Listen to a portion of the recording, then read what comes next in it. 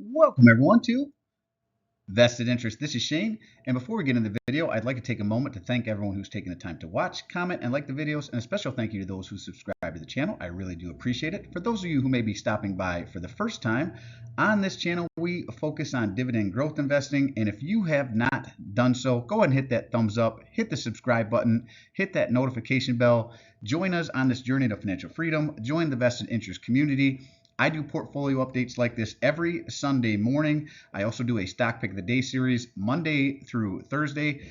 So join us back for those videos. And really, on this channel, again, we cover dividend growth investing. It's not rocket science. In my opinion, it boils down to consistently investing, dollar cost average into dividend growth stocks and growing companies with positive cash flow that covers the dividend and have a high return on invested capital. I cover all my investments into the portfolio. That's what this video is every Sunday morning. We're going to look at exactly what we did in the portfolio for the week. We added a little over $1,900. And let's jump into the video. And again, one more time for those of you who have not done so, hit the thumbs up, hit that subscribe button, join us on this journey to financial freedom, and make sure that notification bell is clicked down below so you're notified whenever we put out any new content. Let's jump right in the video. So no options for this week. It was a short week. We did not have any trading going on Monday. Typically on short weeks like this, I try to do weekly options, set them up on Monday so that they close out on Friday of the same week. And on short weeks, you just don't have enough time sometimes. So the ones I threw out there, no one bid on. So we'll jump back into options next week. And then one other thing to clear up 2023, we did have a couple of dividends come in after our last video for 2023. So I wanted to cover those first thing today. We were paid out on December 29th, 2023 by Bank of America, ticker BAC. This is out of the financial sector, paid us $23.66.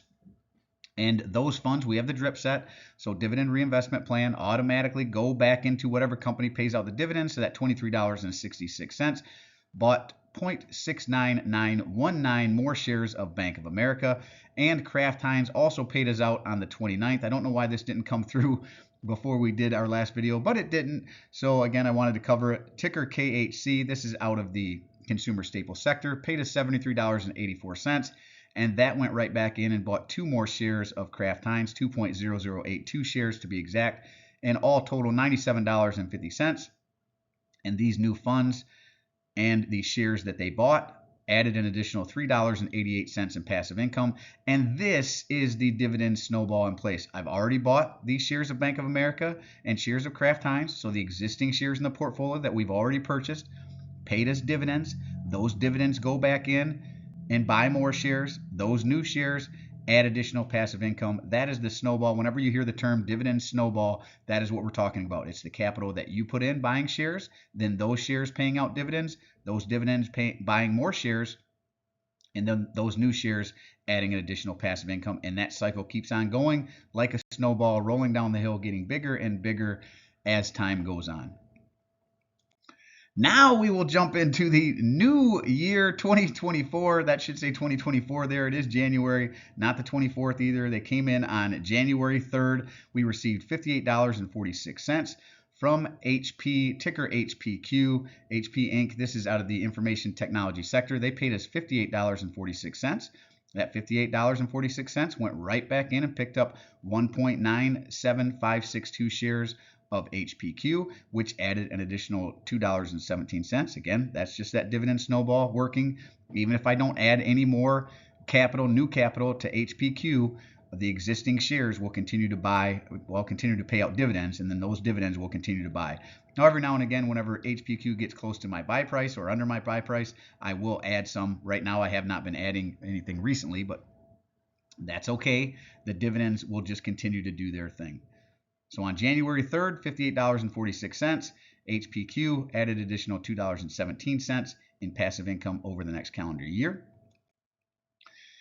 And now, finally, we get to the new capital invested on January 4th, and that should say 2024. So I have to need to go in and adjust my slides a little bit and get to the right year here. We did add $1,092.29 to the portfolio. And with those new funds, we added 4 more shares of CVS Health Corporation, ticker CVS. This is out of the healthcare sector. We picked up those shares at $80.63. We'll talk about this a little bit whenever we look at the overall portfolio. This is actually above the price that I want to add, but it does not bring up my cost basis, but we'll talk about that a little bit more. But 4 more shares added to our CVS position. This is an existing position in the portfolio. Kroger, we added 10 more shares, ticker KR, out of the consumer staple sector at $45.97. And we are getting close to 100 shares of Kroger, probably a couple more weeks. I want to continue to build this out till we get to 100 shares. I think we're at 80 now. We'll see that again here whenever we look at the overall portfolio update. We added 1 more share of Johnson & Johnson, ticker J&J, for $160.93. This one's out of the healthcare sector as well. And this one I was buying in the 150s, mid 150s. It has started to run up a little bit, so I probably will back off to this one as soon as it gets over my cost basis. But wanted to throw 1 more share in there. And we added 1 more as well to our Procter & Gamble position, ticker PG, out of the consumer staple sector at $149.15. Another one that has kind of run up. I'm hoping that this continues to pull back into the mid 140s, low 140s. I'd like to build this out to 100 shares. I'm over 100 shares in Johnson & Johnson, like 109, 110 shares. Procter & Gamble, I have not made it there. So this is one I'd like to get to 100 shares over the next calendar year. I don't have to do it all in the first quarter or the first half of the year, but over the year I would like to get this to 100 shares, and then it would be a similar position to Johnson & Johnson, and Johnson & Johnson is currently the largest position. Now this $1,092.29 in new capital and the new shares that we bought with it added an additional $30.76 in passive income over the next calendar year. And we were not done yet. We invested another $822.56 into the portfolio. And this is where we're going to see some new positions added, as well as our weekly buys of VTI and SCHD. So these I'm going to buy every week, regardless of where they at. I don't care about the market price. I am just going to dollar cost average into these ETFs every week, buying 1 share, at least 1 share. If they do drop down way low or something, I might add additional shares. But for right now, I'm just going to add 1 share per week to each one of these positions. But let's jump back up to the top with this $822.56 on January 5th. We added 2 more shares of Realty Income, ticker O. This is a monthly paying REIT out of the real estate sector, and we picked up those 2 shares for $57.68 per share. Still under my cost basis. I'll probably continue to nibble on this one. About to cross over 200 shares of Realty Income. Don't mind building this one out. Love that it's a week or a monthly payer on this one, so we get dividends every single month, and that helps that dividend snowball grow faster as well. Now, this is a new position in the portfolio. Ticker BAB, Alibaba Group. Let's talk about this one. We did add 4 shares at $72.94. Now, this is actually a company that has only recently started paying out dividends. They're going to pay out their first dividends in January of this year. And it was one that I was actually buying in another account that I had not covered on this channel. I was actually running some plays on this one where I was buying it down in the $70, $80 range, and then when it run up to $100, I'd sell it, and I'd wait for it to pull back to that $70, $80 range, then let it run up to 100, 110 and sell it. And I was using those funds to help build out my dividend portfolio. Now that it is paying dividends, I may continue to do that while I collect the dividends, right? I'm getting this back in the $72.94 range. I'd love it to continue to pull back.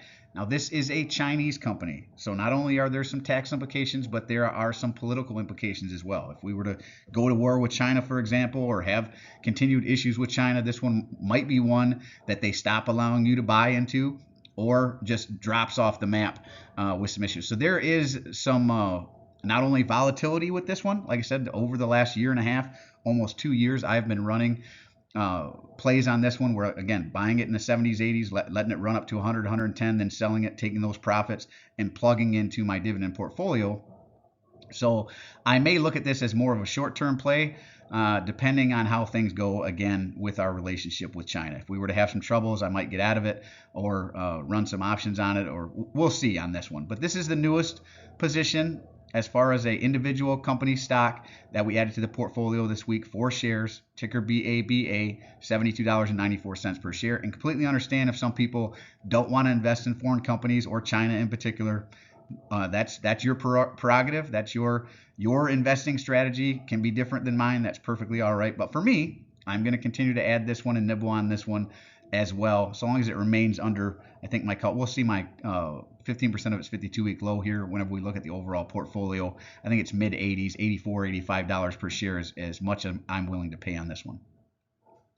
Now we added 4 more shares to an existing position, Enterprise Product Partners, ticker EPD. This is out of the energy sector. And if I didn't mention it, BABA, part of the reason I added BABA was this is out of the consumer discretionary sector, and I really wanted to add another position in that piece of the pie.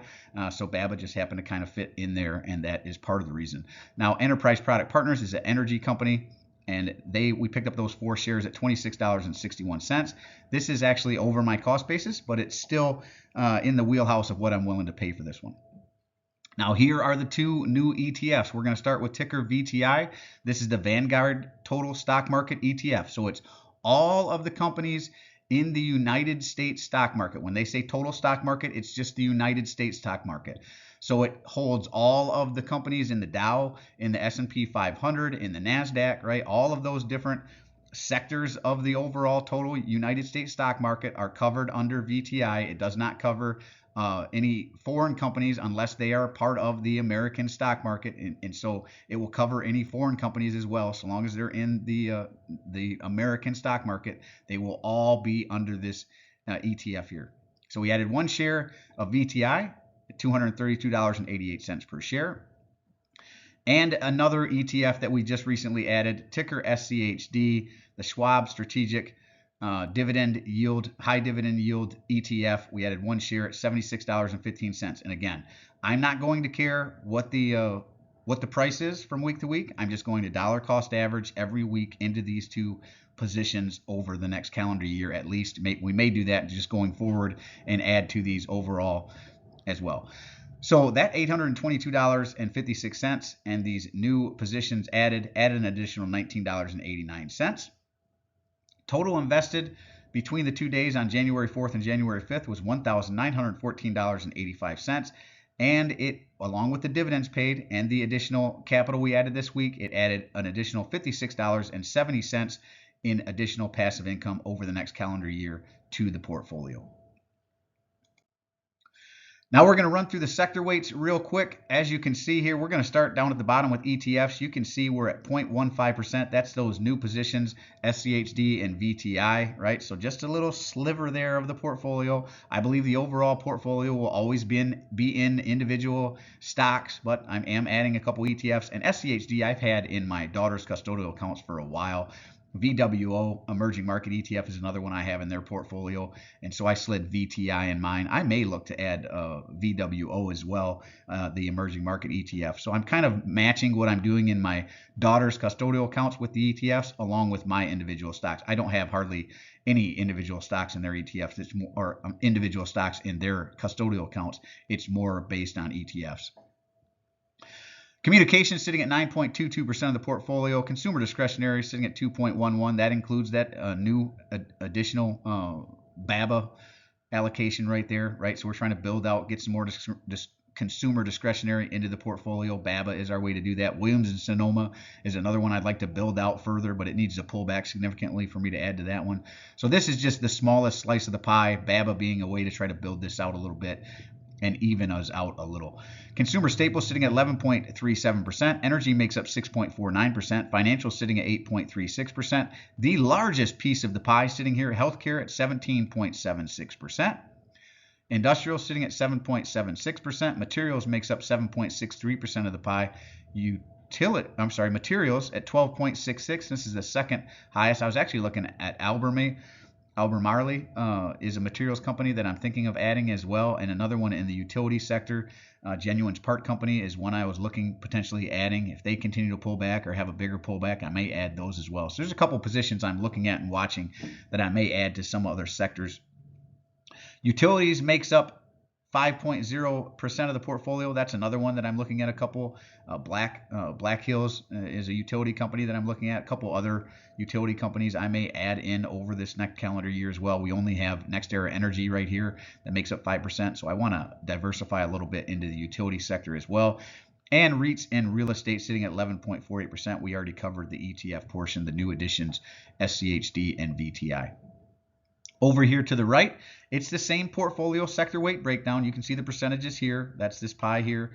And then the amount we have allocated to each position, right? You can see how some are communications sitting at 18,894, and then consumer discretionary is much lower at 4,329. So again, trying to even this out a little bit and take out the ebbs and flows, the highs and lows of the overall portfolio by evening out the different sectors. Don't have to be completely even. I don't want any one sector to be over 20% of the portfolio or any one position to be over 10%. Those are two rules that I've kind of set for myself. Excuse me, sometimes I'll break those rules. If a company does a massive run up or something, I'm not looking to just trim positions to trim positions, but for overall, for the most part, no one sector I want more than 20%, and no one position I want more than 10%. Now we show this every week. You can see exactly what I'm buying and selling, which is what we just went over, any dividends that I've paid, any options that I've played for the week. And then I will cover my overall portfolio here, right? What ticker, right? There's that BABA position. Let's talk about CVS for a minute. And we said that we would look at this one. Now, I did add 4 shares here, and you can see it's over my cost basis of 81.38. It's also over where it sits at 15% of its 52-week low at $74.07. But since my cost basis is only $70.35, I don't mind adding a few more shares, even though this is over my cost basis, so long as it doesn't bring my average share price over this 15% of 52-week low. So I may add, 4, 8, maybe 12 more shares here and just nibble on this one. I'd love it to pull back into the 70s so that I can do that. But even if it's in the 80s, I might try to build this out to about 150 shares here, so long as it doesn't go over 74.07, $74.07. So that's the idea behind even adding to some positions, even though they are over my cost basis and over where they sit at 15% of a 52-week low. But since my cost basis is so low, I can continue to add there. Hopefully that made sense. In this column, the total shares I have of each position, as well as the total down at the bottom. Current price as of the close of business on Friday, market value as of the close of business on Friday, my average cost per share right here in this column, how much I have into each position, my total return. If I'm up or down, I'm going to show you. I want you to be able to see a real portfolio built out from week to week, markets going up and down. That's part of owning a portfolio. If you can't handle seeing your portfolio in the red or a position dropping by 50% like this one here, MPW, you probably shouldn't be buying individual stocks and should just focus on index funds and ETFs. But overall, the market is going to go up, the market's going to go down, and that's part of the reason I'm trying to be as diversified as possible to help whenever the markets, if one sector is going down, usually another sector is going up, and that helps offset some of that. Here's my percent return, what sector each position falls in, whether it's a quarterly, monthly, or semi-annual payer. BABA, for example, is only paying out one time a year. They're paying $1, but they're only paying that $1 in January, right? So they're not even a semi-annual. They're just an annual payer. Current dividend yield as of the close of business on Friday. My yield on cost in this column, how much each position makes up of the portfolio. On the previous slide, we saw the sector weightings. This is by position, so this is the position weighting of each position in the portfolio. Estimated annual income in this column, what payout months they fall in. The dividend growth year over year, I've got a 0 down for BABA because I don't know if they're going to grow their dividend over time. This is their first payout in January, so we'll have to wait till next January to see if they're going to grow that dividend. And where the company sits at 15% of its 52-week low. I think I said mid-80s. It's actually $80.59. So I'm willing to buy BABA, for example, up to $80.59. But that's not a hard and fast rule. I might go up to the mid-80s, 84, 85, so long as it doesn't bring my average share price up above where it sits at 15% of its 52-week low. And this adjusts over time, right? I try to update this not necessarily every week, but every other week. I also wanted to jump down here to SCHD and VTI. These two I don't have 15% of its 52-week low listed because I'm going to buy those every week regardless of what they are. I'm just going to add to those positions every week, dollar cost average into those two ETFs. So I don't care where it sits at 15% of its 52-week low. So overall, I have 5,810.973 shares in the portfolio. The market value currently sits at $204,947.15. I have $197,259.26 into the portfolio. I'm currently up $7,687.89 or 3.9%. So some positions have pulled back, others have run up, but overall the portfolio's in the green by 3.9%. But I don't care about this. This is not what I'm focused on. Current dividend yield is sitting at 4.5%. My yield on cost sitting at 4.679%. And this right here, this number is what I'm focused on. Whether the market's up, whether the market's down, whether the market's floating sideways, this continues to grow week over week, month over month, quarter over quarter, year over year as I add new capital, as the positions in the portfolio pay out dividends, as the positions in the portfolio increase their dividends. This will grow over time. It currently sits at $9,229.09. And by the end of this first quarter, I will be well over $10,000 in dividends. And I'm really looking forward to that. That is my next milestone. And then from 10,000, we are going to look at 25,000. 25,000 will be our next milestone. From 25,000, our next milestone after that will be 50,000. And from 50,000, we might go to 75, or we might just say 100,000 is our next milestone. But for right now, our next milestone is 10,000. And then we'll look at 25,000 after that. And I'm expecting by the end of Q3 or Q1 here, by the end of the first quarter, we'll be over 10,000 in dividends. And year over year dividend growth, 6.9%. This was over 7%, you'll notice last week, but a couple of the new additions, VTI, for example, has a very low yield at 1.72%, though it is growing by about 7.2% per year. SCHD has a pretty nice starting yield at 3.89. I actually think that's a little high. I think it's only about 3.43. I need to look at the math on that and make sure it's accurate. But it's saying 3.8%, which is a nice dividend yield. It's growing at about 3.77% quarter over quarter. Really, they just raised it up, but it wasn't a very big raise. Overall, I think it's actually averaging about 10, 11% per year. But I just went with the most recent raise. And this one, BABA. So VTI and BABA are pulling down that overall dividend growth year over year because their dividend growth is pretty low. Again, BABA with 0, as well as it pulled down the yield on cost a little bit, 4.67%. Their yields are pretty low, 1.3% for BABA, VTI only in the 1.7 range. So some of these companies that we are adding or are looking to add, even Albemarle is another one with a low dividend yield. A couple others have low dividend yields. So might pull down my dividend yield overall. I'd like to keep this over 4%. I'd really like to get it up to about 5%, but yeah, I'm not going to try to chase yield either.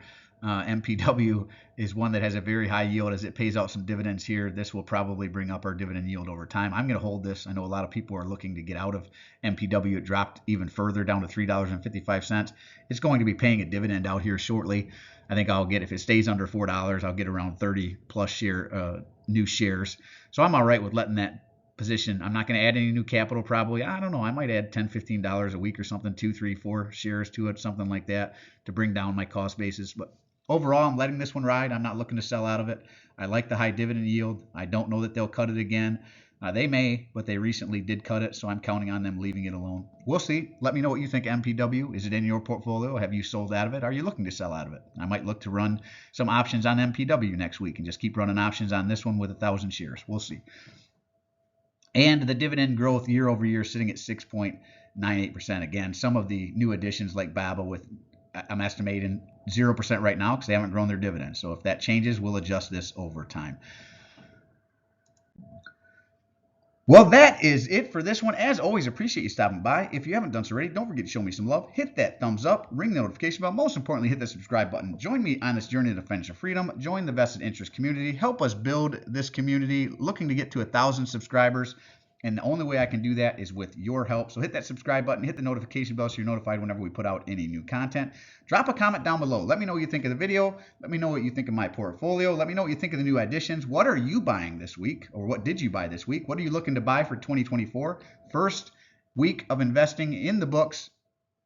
A brand new year. Happy New Year. That's the last time I'm going to say it. I made that comment at work this week. I feel like after the first week of 2020, or any new year, but the first week of 2024, I don't have to say Happy New Year anymore. So that'll be the last one for this year. Hope you had a great weekend.